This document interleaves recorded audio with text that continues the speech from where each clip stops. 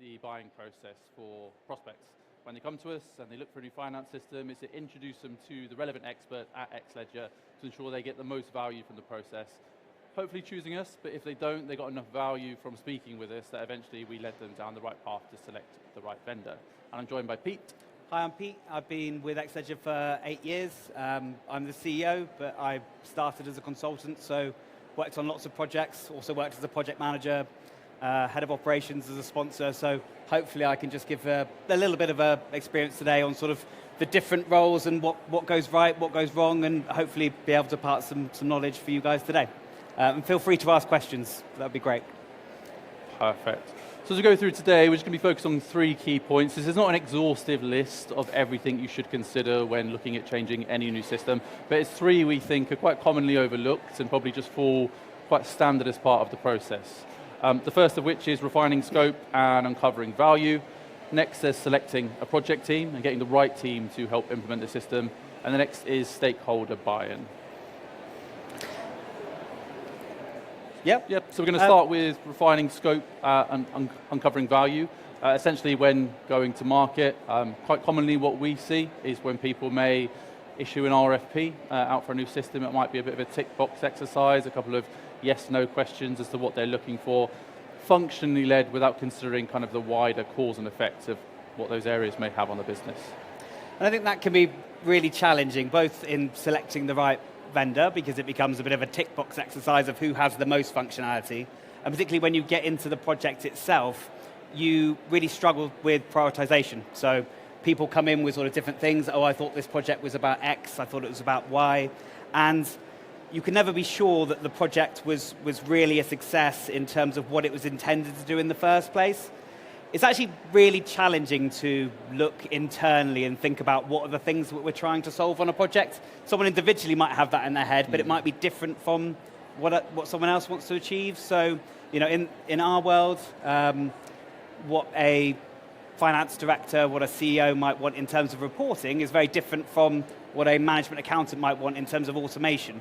And it's really important to sort of think about what is the actual thing that I'm trying to do with this technology and I'm trying to achieve. And I think the best way of getting there often is just to sort of keep asking why. So often we might get someone come to us and say, I want my department managers to be able to go into the system, see a number, drill down and see underlying documentation. Okay, that's the function. Why do you want to do that? Well, if they can do that, then they have more comfort in that number and what it means and that it's right, okay? Well, why do they want to do that? Well, if they can do that, then they have more confidence and understanding and they can do their budget better. Okay, well, why do we need that? Because then that will lead to better financial control in our organization, and then we'll be able to manage costs and make sure that we can run more effectively. So just sort of keeping asking why and asking the silly questions really gets back to the underlying, what are we trying to do strategically to make this project work and deliver success. Yeah, and it'll help you set clear project objectives as well, which need to be set quite early on in the project. The tick box exercise of can it do this, a simple yes or no, can often lead to vendors saying yes to the majority of your functional requirements, leading you down the path of custom development. So it aids you to, I guess, discover the why as opposed to just the yes and the no to all of these specific points as well. One thing we do as a business, we hold a session called a Needs and Ambitions Workshop really early on in the process. In fact, we kind of refuse to demo the system unless we've scoped out the functional requirements of the business in detail. It's so easy to show every single functional area of the system, have someone buy it, and then as they go through the onboarding, those whys are beginning to come out and creating headaches, not just for the client, but also for us as a project team. And if someone goes through an implementation unscoped, it could lead to an unhappy client and then eventually churn for us as a business as well. So I guess an advisory piece on this topic is if you are looking to refine your scope, is reach out to as many vendors as you can, sit with them, have that scope session before even considering the functional offerings that they can give you as a business as well. Okay, so selecting a project team, I think we all know that the size and complexity of digital transformation projects can change from organization to organization, and the size of the complexity of the project itself. What I'd say is that there tends to be some pretty typical roles that every single project needs, and they have very distinct roles. And where we've seen those roles muddled, often that's where you can have issues in terms of the projects themselves. So often you have a project sponsor, you know that's the person steering the overall project, making sure that you're sticking to the project objectives and there's a point of escalation.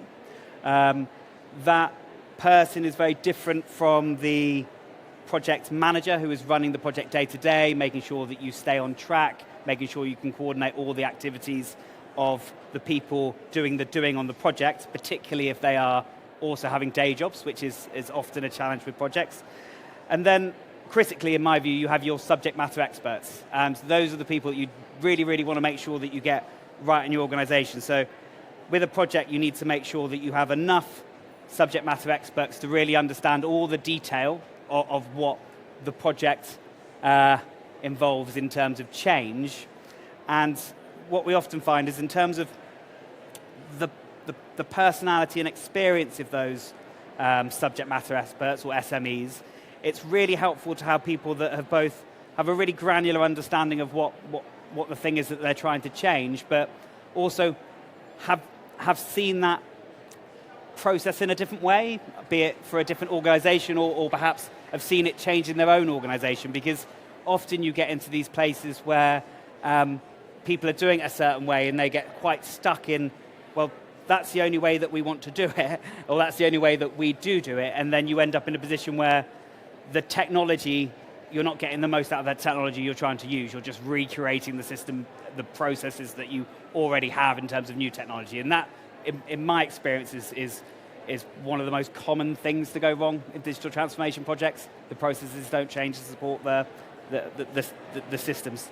The other one which I think is critical is the end users. So often the people implementing system might not be the people that benefit from it in the end, depending on the system. So, really the success or failure of a project is the end users who have the output. If you're doing, I don't know, a purchase ordering system, it's the people who are physically using purchase orders, or an expenses system, it's the people that are using the expenses. And it's really good to have the voice of those people in the room, because you might not necessarily be able to get the information they need. Now, clearly it's not practical to have, 2,000 expense users having a voice on the project, but if you have one or two people that perhaps talk for those people, or that are more vocal, getting those people on side can make a really, really big difference on whether or not a project is a success or a failure in the eyes of the organization. This slide I've got on screen is something we typically tend to show as part of the sales process. It's based on all historical projects, a rough estimation per role of the hours per week needed per phase of the implementation. We show this quite early because I think people can often get caught up in the system that they're looking for in terms of, yes, it meets all my functional needs, and when it comes to that day one of implementation, realize that perhaps they haven't actually put together the team to implement this, or factored in that Jenny in accounts is going on holiday for 2 months. There's these small minor details that lead to a successful implementation, specifically if people have quite harsh deadlines to meet when getting a system in as well. I think, in terms of timing as well, one of the things that we often underestimate is the amount of time that people need to spend on a project to get it right, and people are busy, right? They've got day jobs. They don't just do sort of projects in the evenings, or some actually end up having to do that. And I often think that the mistake that can happen is people end up trying to take too much advice externally from consultants like us, to be frank, and not actually gaining enough information on the system themselves. And if you do that, then you become too beholden to the vendor. Every time you need to change something, you have to come back to us. And that doesn't work well for the organization, particularly as that organization is likely to continue to change going forward. So having a really good understanding of the system, being really involved in the project, and if necessary, backfilling that role to make sure you've got time, I think is a really good way of running a project where possible. Yeah, it comes with its risks in terms of potentially delaying that process of selecting a system. The more people you include in the process, naturally, the slightly longer it will take. It is something we tend to try and push for when it comes to those end users that won't naturally have visibility on the decision itself, but will have large opinions on little things like the usability of the system. Those small sessions that might take 1 to 2 hours will prove so beneficial when it comes to rolling out the system, that larger change management piece, and it will help them feel like massive advocates in the system and essentially get that wider stakeholder buy-in as well. And you're right, you do need a decision maker, Yeah. right? It can't be a committee thing, or never gets in. Yeah, 100%. Perfect. And those are the 3 key points we wanted to cover today. Are there any specific questions on any of those points, or any wider questions you might have on how to approach transformation for your organization? And just feedback, have any of you done digital transformation projects before, and how did that go? Because I feel like it's one of those things where it's easy to get it wrong, but getting it right is just getting the basics right. I hope it was a little bit of advice today. If anyone is doing any of those type of projects, wants any advice, wants to talk afterwards or anything like that, very happy to help, even if it's not finance related. Yeah, there's plenty more questions on transformation. We're over at stand H10, so if anyone wants to pop over and just kind of ask general about how to approach a project or implementation, please do pop over and say hi.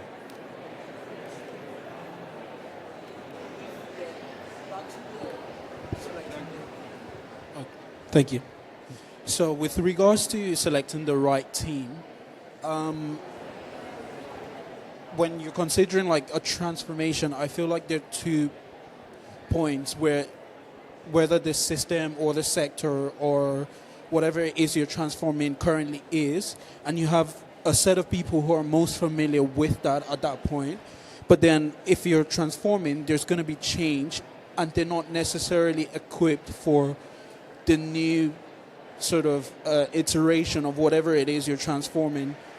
But you need the people who are familiar with the sector or the system, so that when you transform, you don't essentially lose the essence of what it is you're changing. Yeah. But you also need the expertise of the people who are going to usher in the new sort of era. Yeah. So how do you balance that? Yeah, I think personally everyone is capable of change. The bit that's scary, and it's scary for everyone naturally, is when it's outside of their control.